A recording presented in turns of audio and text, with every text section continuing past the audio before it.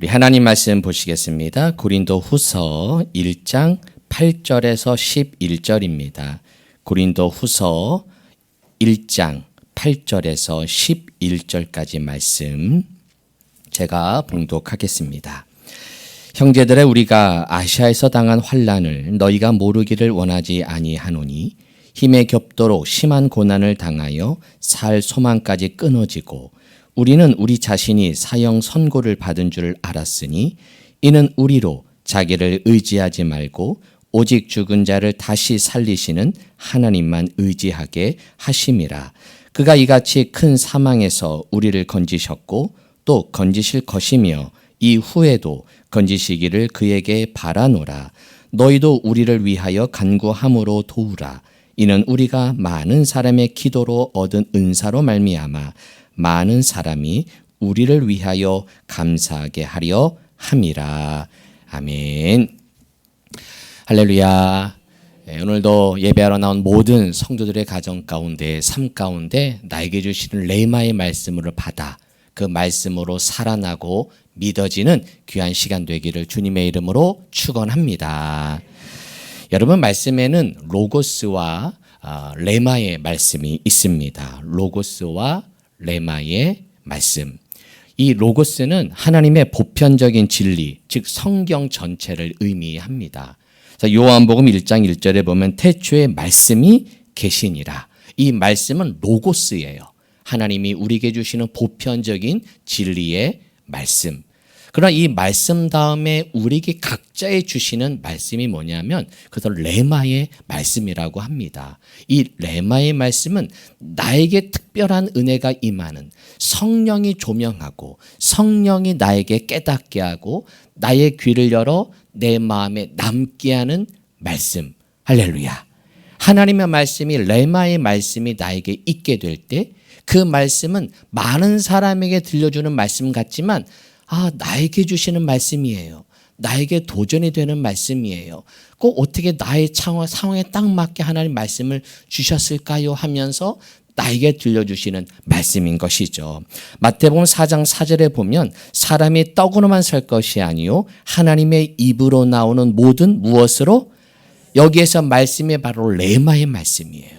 우리가 살아가는 말씀은, 우리에게 생명을 주는 말씀은 로고스의 말씀이 아닌 레마의 말씀. 나에게 주시고 나를 살리게 하시고 나로 하여금 먹이고 살리시는 하나님의 말씀이 이 레마의 말씀인 것이죠.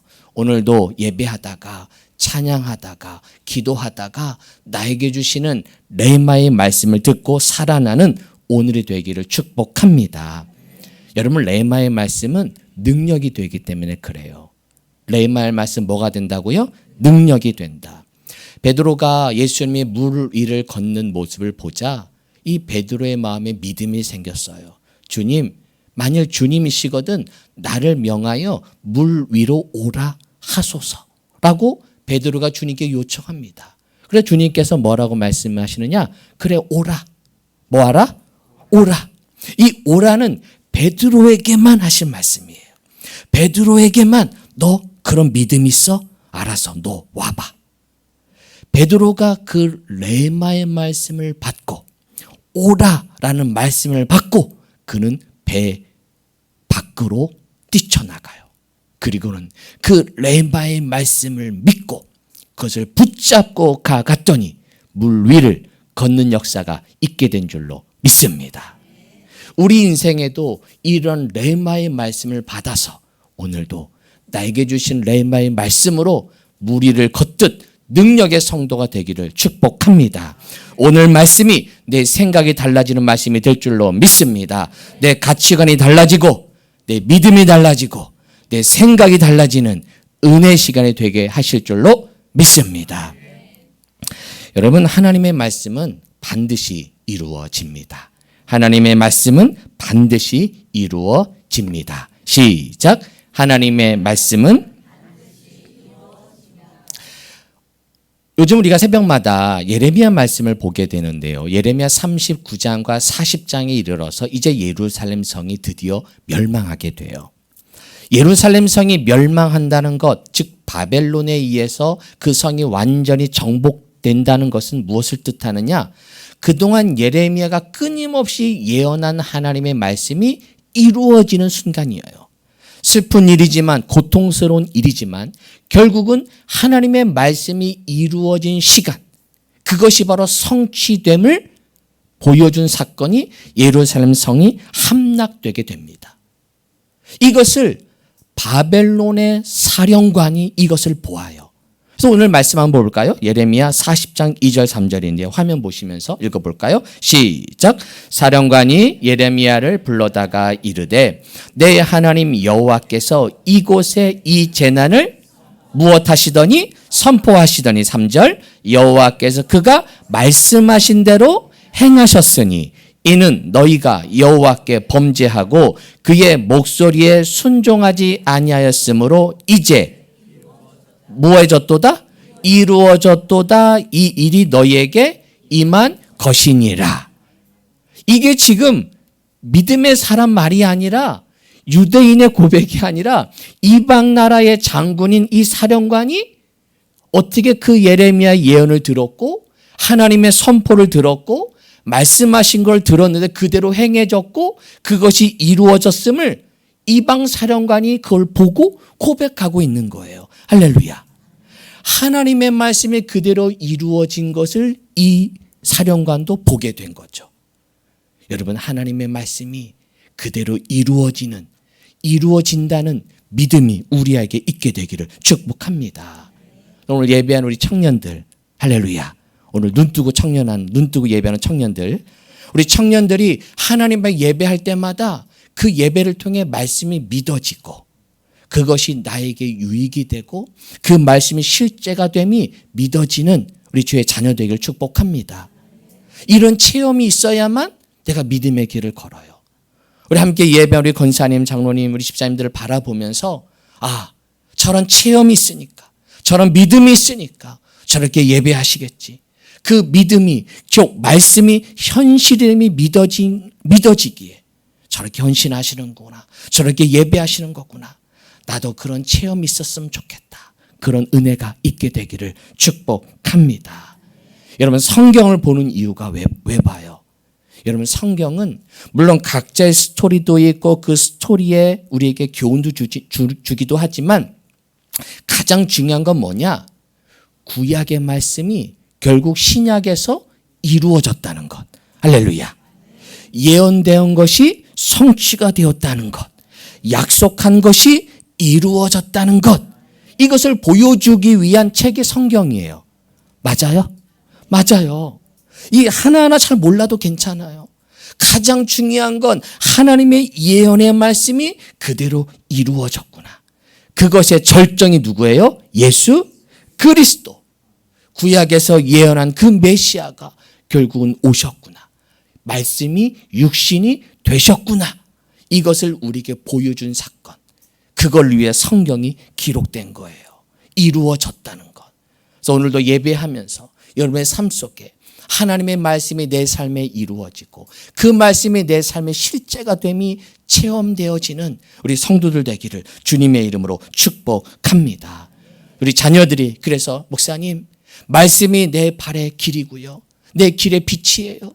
라고 하는 고백이 우리 자녀들 가운데, 우리 성도들 가운데 고백되어지기를 축복합니다. 오늘 본문을 보게 되면 사도 바울이 환난을 당하게 됩니다. 그리고 그 심한 고난으로 살 소망까지 끊어지게 되는 상황을 만나게 됩니다. 자, 말씀을 읽어볼까요? 고린도후서 1장 8절 9절. 자, 성경 보시고 또 화면도 보셔도 됩니다. 시작.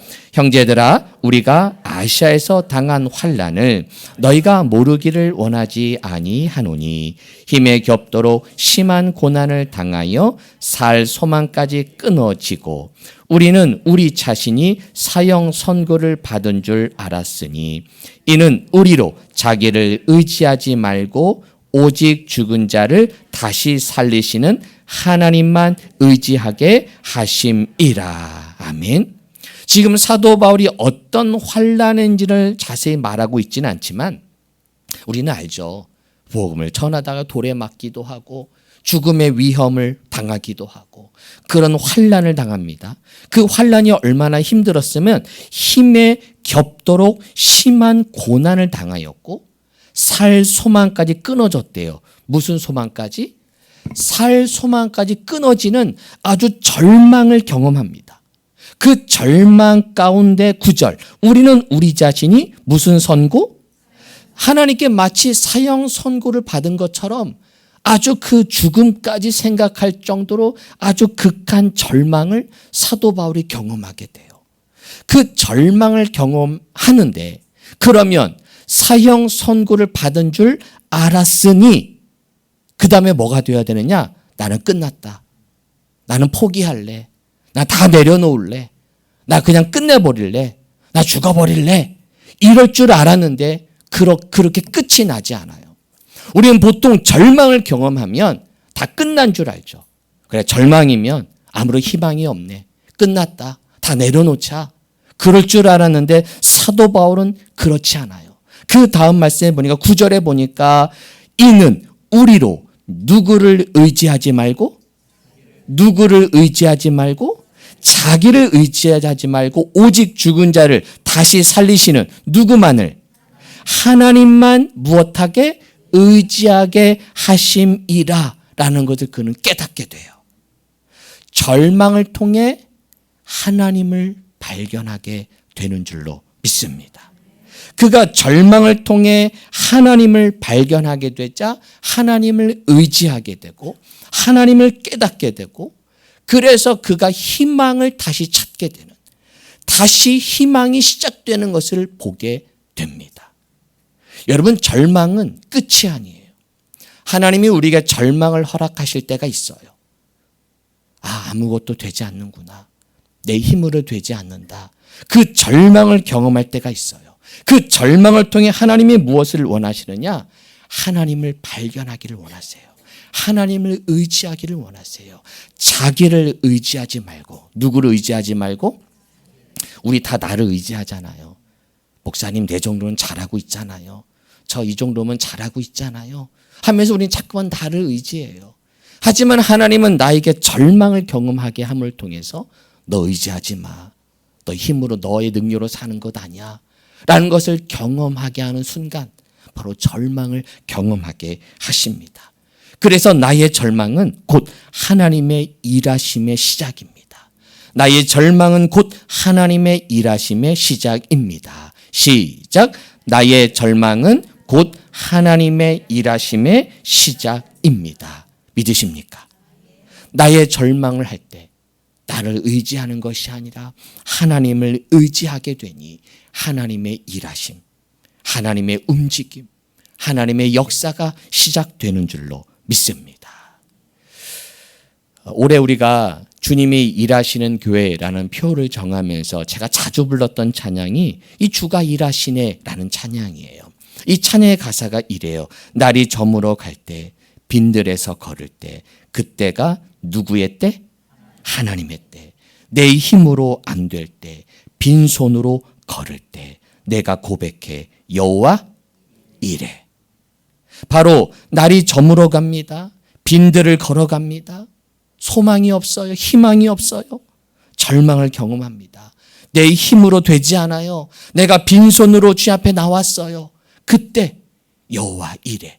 주님의 일하심, 주님이 준비하시고 주님이 예비하시고 하나님의 일하심이 시작되는 그때 여러분이 빈손을 경험할 때, 내 손으로 안 될 때, 그 절망을 경험할 때 주님의 일하심의 시작인 줄로 믿습니다. 열왕기상 19장에 보면 선지자 엘리야가 갈멜산에서 큰 승리를 거둬요. 그러자 이세벨이, 여왕 이세벨이 그 엘리야를 죽이겠다고 선포합니다.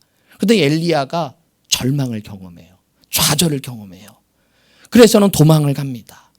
그래서 도망가다가 결국 로뎀나무 아래 밑에서 그가 주님 하늘께 이렇게 고백해요. 하나님, 저 죽여주세요. 저 죽여주세요. 저 아무것도 할 수 없어요. 엘리야가 그 절망을 경험하고 그 절망을 하나님께 고백하는 순간 하나님이 천군 천사를 보내서 그를 먹이시고 그를 물을 먹이시고 양식을 먹이시고 그를 일으켜 세운 줄로 믿습니다. 내 힘으로 안 됨을 고백하는 순간 하나님의 일하심이 시작되는 줄로 믿습니다. 저는 우리 성도들과 주의 자녀들이 목사님, 저 자신 있어요. 저 잘할 수 있어요. 저 승리할 수 있어요. 이런 고백보다는 목사님, 너무 힘들어요.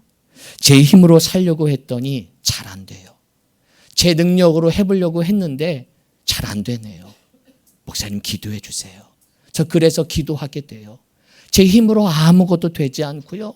내가 제 자녀 양육하지만 내 힘으로 아무것도 안 돼요. 그래서 하나님께 예배할 수밖에 없고 기도할 수밖에 없어요. 내 힘으로 안 돼요. 이런 고백이 우리 안에 있게 되기를 바랍니다. 그럴 때 나에 대해 절망을 경험할 때 내 힘으로 안 됨을 경험할 때 하나님의 일하심, 하나님의 역사가 시작되는 줄로 믿습니다. 저도 목회하면서 하나님께서 저로 하여금 절망을 경험할 때가 있어요. 내가 뭔가 열심히 해서 이루어질 때 은혜가 되지 않더라고요. 그때 나에게 은혜가 되는 것이 아니라 그때는 내가 드러나죠. 아, 내가 이렇게 목회했더니, 내가 이렇게 설교했더니, 내가 이렇게 섬겼더니 이렇게 세워지네, 뭔가 잘 되네. 그게 아니라 그렇게 했는데도 안 될 때가 있고요. 절망을 경험할 때가 있고요. 그렇게 기도했는데도 되지 않을 때가 있어요. 목회가 절망할 때, 내 힘으로 안 될 때, 그때 하나님께 두 손 들죠. 하나님 도와주세요. 하나님 함께 해주세요. 하나님이 역사해 주세요. 여러분 제 심령이 안 돼서 아멘이 안 나오는 것 같은데 하나님 도와주세요. 하나님이 일하심이 필요합니다. 하나님이 감동 주시고 이끌어 주시고 세워 주셔야만 됩니다. 그렇게 하나님께 맡길 때 하나님이 일하시고 평안을 주실 줄로 믿습니다. 우리 교회도요, 고비고비 절망을 경험할 때 있지 않아요? 큰 위험을 경험할 때가 있어요. 근데 그때마다 하나님이 빈손을 만들게 하세요. 아무것도 하지 못하게 만드세요. 근데 그때 두 손 들었더니 하나님이 일하시고 하나님이 역사하시고 우리 교회를 평안케 하신 줄로 믿습니다. 여러분, 희망은 절망을 통해 소망이 됩니다. 희망은 절망을 통해 소망이 됩니다. 시작. 희망은 여러분 성경에서는 희망과 소망을 구분해요. 희망과 소망을 구분합니다. 희망은 뭐냐? 바람이에요. 소망은 뭐냐? 확신입니다. 희망은 뭐냐? 상황에 따라 달라진다면 소망은 약속을 믿기에 변함이 없어요. 희망은 나의 계획 위에 서 있는 거예요. 희망은 늘 바뀌어요. 그리고 희망 고문이라고 할 정도로 희망해봤자 되지 않으니까 그래서 우리는 희망 고문이라는 표현까지 쓰면서 소용없음을 말하죠. 하지만 소망은 달라요. 그 소망은 약속 위에 서 있고 하나님의 성품 위에 서 있기에 흔들림이 없고 변함없는 소망의 말씀임을 믿습니다. 하나님은 우리에게 희망을 주시는 분이 아니라 소망을 주시는 분이에요. 우리가 믿음 생활할 때 자꾸만 확률 게임을 해요. 희망을 가진다고 생각해요. 들어주겠지. 응답하시겠지. 하는 것 중에 조금 들어주는 게 있겠지. 확률 게임을 합니다. 기대를 해요. 믿음은 기대가 아니에요. 믿음은 기다리는 거예요.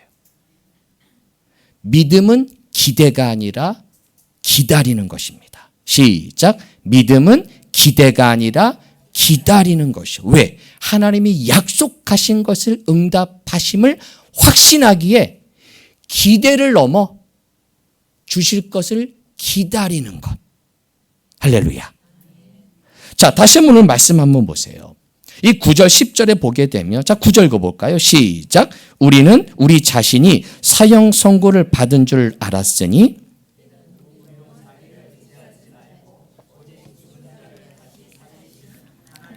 의지하게 하심이라. 10절. 그가 이같이 큰 사망에서 우리를 건지셨고 또 건지실 것이며 이후에도 건지시기를 그에게 바라노라.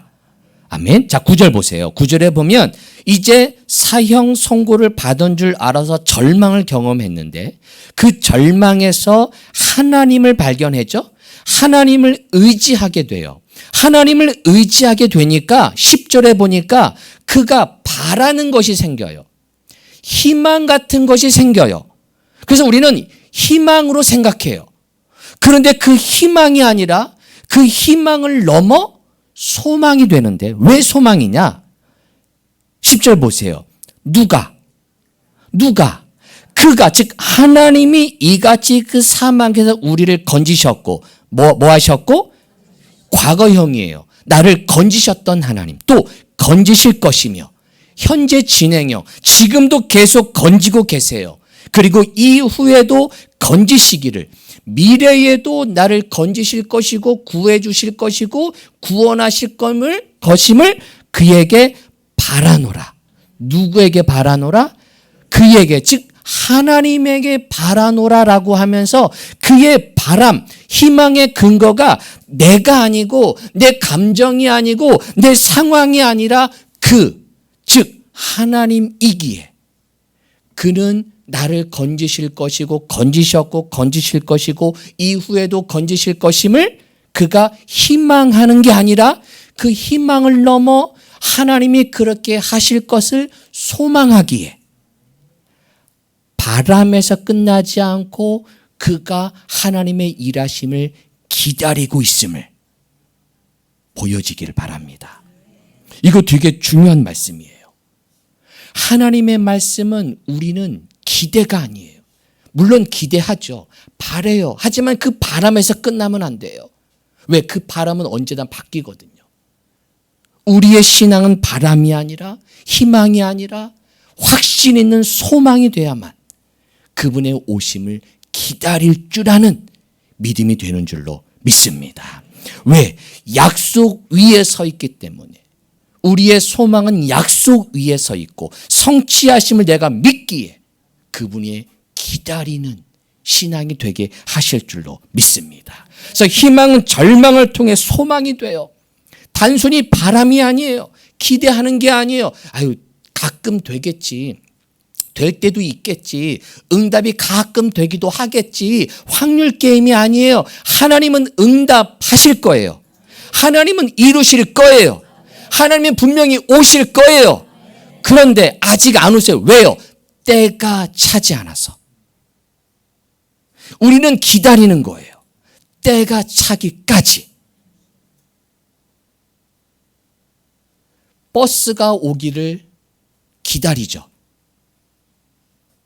여러분 버스 오기를 기다리죠. 왜? 올 거니까. 사랑하는 여인이 내 앞에 올 걸 기다리죠. 왜? 올 거니까. 기대를 넘어서 기다리잖아요. 버스가 올까? 오늘은 안 올까? 이게 아니잖아요. 내가 확신하는 사람은 기다려요. 주님이 오실 것을 믿는 사람은 주님의 오심을 기대를 넘어 기다려요. 확신이 있으니까.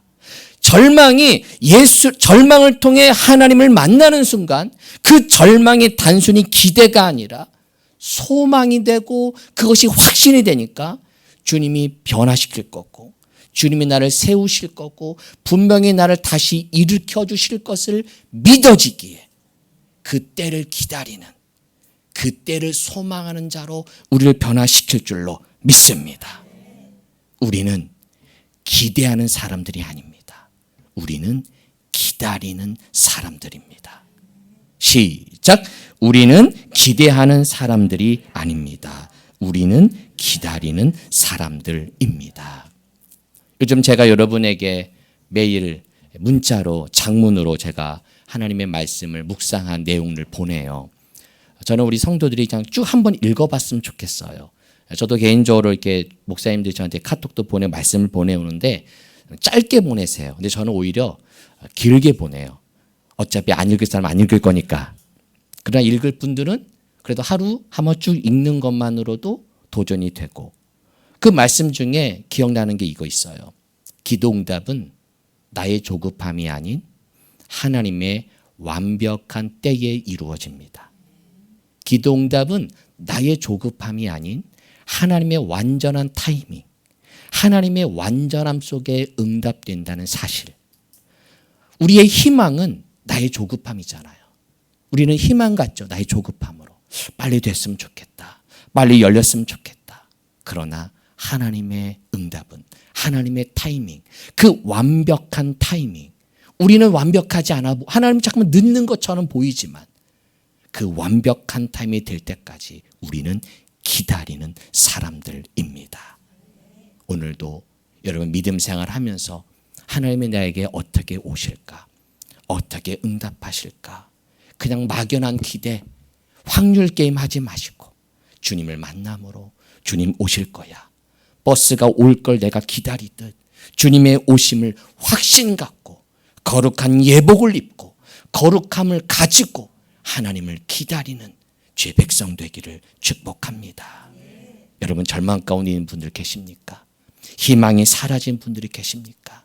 오히려 그 절망이 하나님을 만나는 계기가 될 것이고 막연한 희망을 넘어 하나님을 향한 확신 있는 소망을 갖는 기다림을 배우는 모든 성도들이 될 줄로 믿습니다.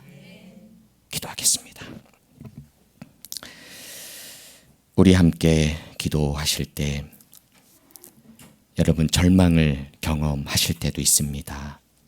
고난을 경험하실 때가 있고요. 내 손으로 안 될 때 빈손으로 걸을 때가 있습니다. 그때마다 하나님께서 오히려 내 곁에 계시고 오히려 희망은 절망에서부터 시작됨을 기억하십시다.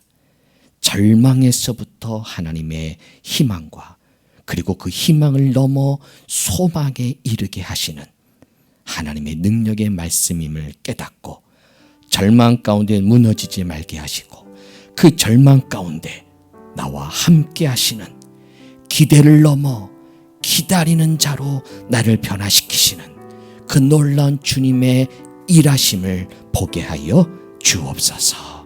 우리 말씀을 생각하며 우리 조용히 묵상하며 읊조리며 함께 기도합니다. 주님, 우리가 절망 속에서 주님을 바라보게 하옵소서.